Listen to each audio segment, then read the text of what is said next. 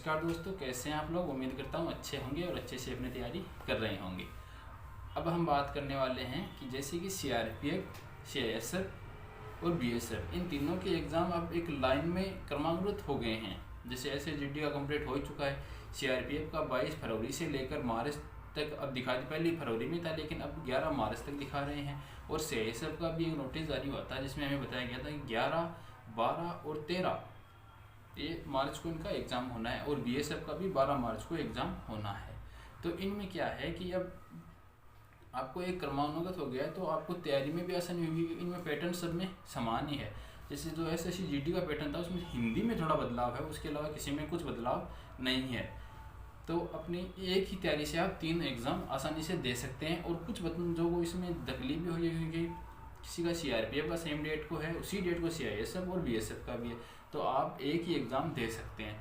तो मेरे हिसाब से जिसमें वैकेंसीज ज़्यादा हैं आप कृपया उसमें अप्लाई करने की कोशिश करिए, क्योंकि फॉर्म बहुत ज़्यादा फिल हुए हैं। और अगर आप कम वैकेंसी के चक्कर में किसी अन्य एग्ज़ाम को चूज़ करेंगे तो आपको नुकसान हो सकता है। इसलिए जहाँ पर वैकेंसी ज़्यादा है वहाँ देने की आप सोच सकते हैं। अब मैं बता दूँ कि आपका जो सीआरपीएफ है उसकी आंसर की कब तक आ सकती है। तो एग्ज़ाम कंप्लीट होने के 5 से 7 दिन के भीतर या आपका जो एग्ज़ाम है वो टीसीएस करवा रही है, तो इसमें थोड़ा सा विलम्ब हो सकता है। ज़्यादा नहीं, 5 से 7 दिन के अंदर आपकी आंसर की आ जाएगी, क्योंकि इसी वर्ष में इसको इन भर्तियों को कंप्लीट करना है। अभी टाइपिंग भी करनी है।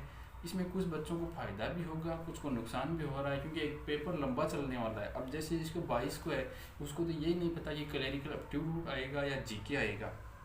तो जो जिसका बंदे का 11 मार्च को है उसके लिए ये फ़ायदा हो गया कि अब उसको ये पता है क्या आएगा, तो उसको काफ़ी लंबा जैसे टाइम मिल गया, 20 दिन लमसम मिल गए। तो 20 दिन में वो ठीक, अगर क्लैरिकल एप्टीट्यूड है तो वो 2 दिन में क्लियर हो जाता है। और अगर जीके है तो उसको टॉपिकों का पता चल जाएगा कि किस टॉपिक से क्या प्रश्न आ रहे हैं। जैसे हमने एसएसजीडी में देखा था कि स्टैटिक जीके से साफ क्वेश्चन आ रहे हैं, तो इसी तरह वो उनको कवर कर पाएंगे, जिससे उनको फ़ायदा भी होगा। लेकिन ये नॉर्मलाइजेशन नाम की जो चीज़ है वो सबको लेवल में लाकर रख देती है।